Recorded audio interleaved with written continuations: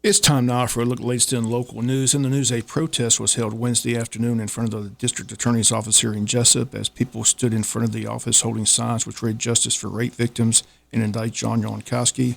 Yonkowski remains out on a $50,000 bond granted by Judge Burt Guy at a third bond hearing, which occurred over 90 days since John Yonkowski's arrest, which occurred back in June at a downtown bar. The first two bond hearings, the judge denied bond in the case, as the assistant DA told the judge that besides the incident in which the state claims Yonkowski drugged and sexually assaulted an undercover agent at the bar, that they had 12 signed statements from women who came forward after his arrest and claimed that they were drugged and sexually assaulted by Yonkowski as well. One of those women is Jan Wagamuth, who claims she was drugged and raped by both John Yonkowski and former law enforcement officer Wendell Tank Lawson.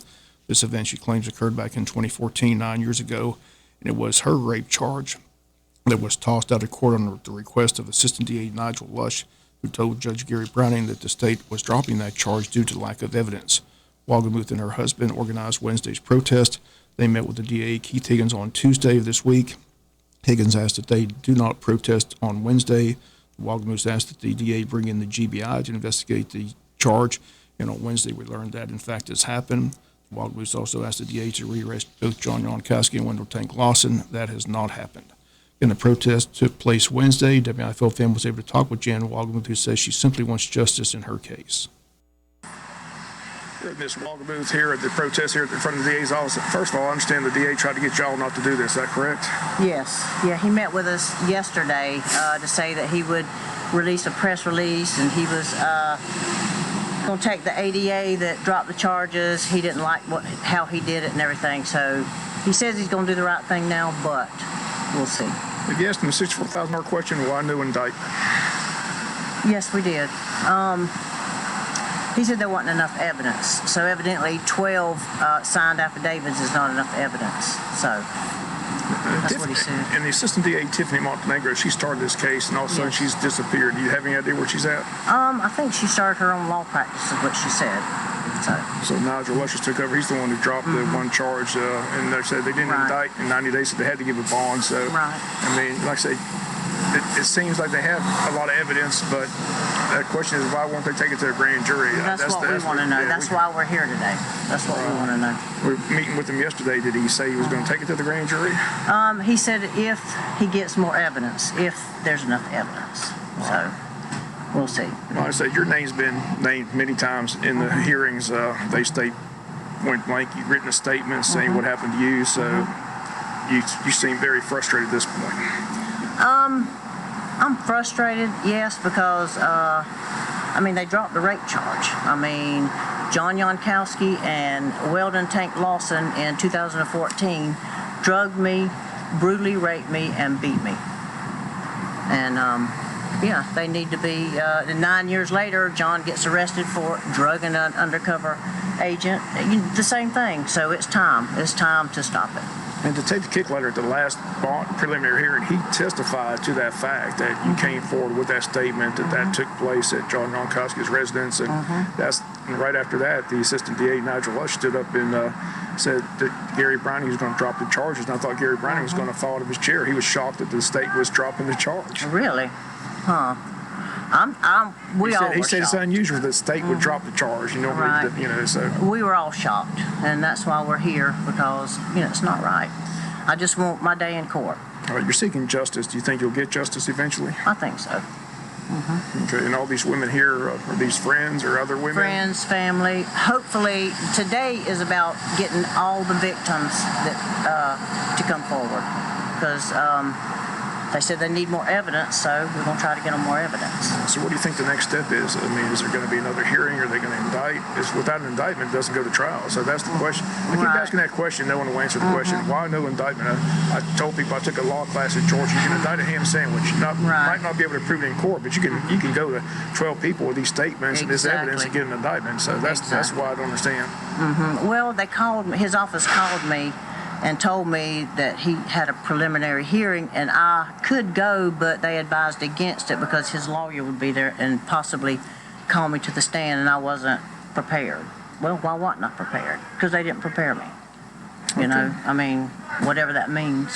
So we appreciate you talking with us, and again, best of luck. Thank you. Thank you so much. And once again, those comments of Jan Wogmuth. District Attorney Keith Higgins did send out a press release regarding the John Yonkowski case. It reads as follows. It says, I understand the concerns of the community about the John Yonkowski case.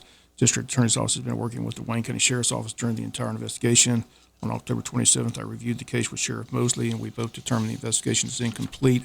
Based on our review, Sheriff Mosley and I asked that the GBI step in and complete the investigation. They have agreed to do so. I have an ethical responsibility to make sure that when we prosecute a case, we have sufficient evidence to prove guilt beyond a reasonable doubt.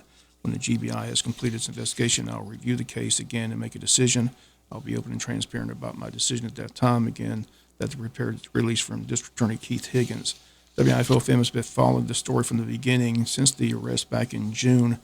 As the arrest was made and the state claimed in Superior Court at 2 bond hearings that John Yonkowski drugged and sexually assaulted an undercover agent, and those charges still remain. Those have not been dropped. The only charge dropped was the rape claim by Ms. Wogmuth, which occurred 9 years ago. The state has also claimed in court in front of a Superior Court judge that they have 12 statements from women who have come forward since John Yonkowski's arrest, claiming the same events happened to the undercover agent happened to them, yet none of that has been presented to a Wayne County grand jury to seek an indictment. And that is why Judge Guy, under Georgia law, had to set a bond after 90 days, because after 90 days in jail without an indictment, the law says a bond has to be set, and that is why Mr. John Yonkowski was given a bond and is out of jail at this time. WIFO-FM will continue to follow the story as it develops. The case now in the hands of the GBI. Everyone remembers what happened when the GBI was called in the Ahmaud Arbery case. That's when that case moved forward. That in the video that surfaced, one problem the state has in the John Yonkowski case is that their lead detective, Kickletter, has already admitted in court at one of the bond hearings that they waited too long to get the video from the bistro the night in question with John Yonkowski. Restaurant's video is on a 7-day loop, and the detective admitted that they waited 9 days to go to the restaurant and ask for the video. And the undercover agent, what they say was drugged and sexually assaulted, now resides in Alaska. Assistant DA Tiffany Montenegro, who presented the state's evidence in the first 2 bond hearings, no longer working with the local DA's office. Nigel Lush, who represented the DA's office at the 3rd bond hearing, which the bond was granted. It was Assistant DA Nigel Lush who asked that the rape charge against John Yonkowski, which occurred back in 2014, be dropped. Again, that was the only charge dropped in this case. All other charges stemming from the incident at the downtown restaurant remain at this time. And we'll be back with more news after this word from our sponsor. Other commercial messages, so please stay tuned. Brian of Jesup is conducting an emergency response drill today. It's going to take place at 8:45, expected to be completed by 12 noon. So if you see a lot of emergency vehicles and sirens around where I am, that's what's going on. This is a full-scale exercise that will include a response from multiple local agencies, and these drills, they state, play an important role in testing the plant's emergency response procedures. This Saturday, November 18th at JC Fairgrounds, everyone's invited to the Altamar River Jam. Entertainment provided by Lance Stinson, Mackenzie Carpenter, Cameron Marlowe, and Dylan Carmichael. Tickets on sale now at altamarriverjam.com. And general admission tickets are $30. Gates open Saturday at 3. They'll have big screens to show Saturday's Georgia-Tennessee game. Then the music will get underway after the game. A lot of fun, music, a lot of food vendors on site, so come hungry. Again, if you need more information or a ticket, go to altamarriverjam.com. Again, it all takes place this Saturday at the JC Fairgrounds. All proceeds go to Hospice of South Georgia. Wayne County community is invited to the annual Community Thanksgiving service. That's scheduled for this Sunday at 6 p.m. at Calvary Baptist Church. Speakers this year will be Reverend Brandon Stone, pastor of Crossroads Church of God, and Pastor Paul Eastwood at First Baptist Church of Scriven, Georgia. Community Thanksgiving Choir will provide the music. Everyone's invited. Each year they take up a collection for the Good Samaritan Center to help those in need.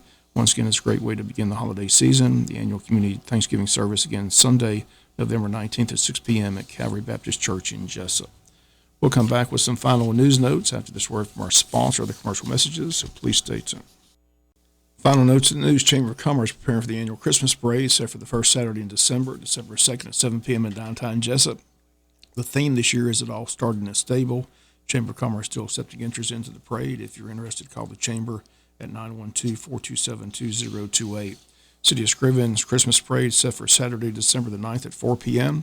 Their themes are Small Town Christmas. Entry fee is a new toy for the Wayne County Toy Drive. Toys can be dropped off at City Hall or mailed to Scriven Christmas Parade, P.O. Box 146, Scriven, Georgia 31560. Once again, the City of Scriven bringing back their Christmas parade.